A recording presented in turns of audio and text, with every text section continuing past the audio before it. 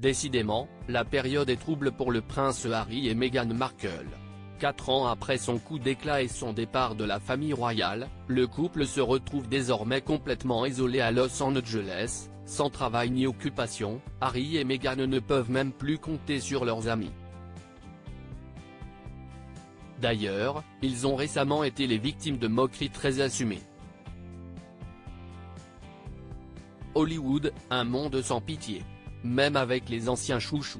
Acclamés lors de leur départ de la famille royale entre la fin de l'année 2019 et le début de l'année 2020, le prince Harry et Meghan Markle avaient fait une arrivée de star dans le quartier chic de Montecito, où ils ont acheté une immense maison et où ils vivent avec leurs enfants Archie, 4 ans et demi, et Lilibet, 2 ans et demi. Mais les choses ont changé depuis quelques mois, après la sortie de leur série Netflix racontant leur histoire, puis des mémoires du prince Harry qui attaquait avec véhémence la famille royale britannique. Le couple s'est retrouvé sans véritable projet puisque leur partenariat avec Spotify a capoté, la plateforme les avait même traités de paresseux, et qu'ils n'ont plus grand chose à raconter pour un nouveau documentaire sur Netflix. Et si Meghan semble vouloir se rapprocher de son ancien milieu d'Hollywood, le prince Harry, qui aurait quant à lui le mal du pays, freinerait des 4 fers. De quoi se couper de leurs anciens amis riches et célèbres, dont Oprah Winfrey, qui les avait reçus pour une interview polémique, et même devenir la risée de tout le milieu.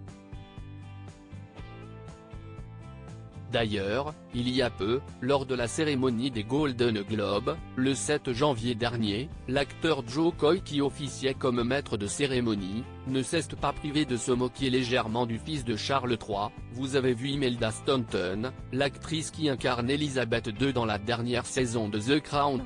Elle est formidable en reine.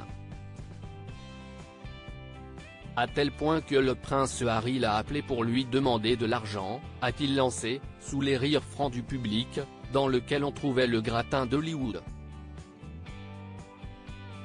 Une petite blague qui pourrait sembler innocente mais qui signifie tout de même que le couple a perdu l'aura qu'il avait aux États-Unis, notamment lorsque Meghan Markle avait dénoncé des attaques racistes de la famille royale britannique ou que le prince Harry avait comparé leur déménagement à celui que prévoyait sa mère, Lady Diana, avant sa mort. Lui, américain? Pas vraiment. Alors, que le reste-t-il désormais? Pour le prince Harry, cela semble clair, le Royaume-Uni lui manque. Et il ne s'en est pas caché, parti pour le Canada à l'occasion de la préparation des premiers Invictus Games d'hiver, il a répondu à une interview et fait une véritable déclaration d'amour à son clan, expliquant même qu'il ne serait pas contre reprendre parfois quelques missions royales. Et lorsque le présentateur lui a demandé s'il se sentait américain, il n'a pas hésité. Pas vraiment, a-t-il répondu.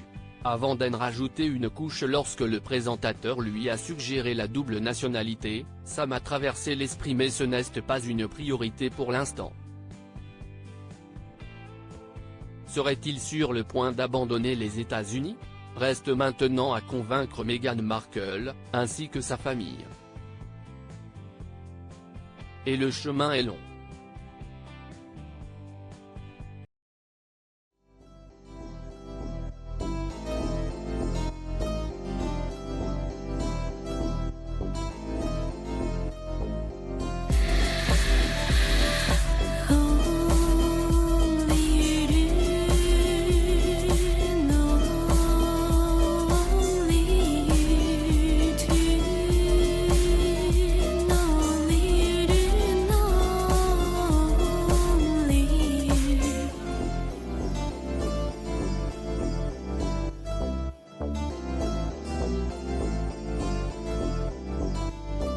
To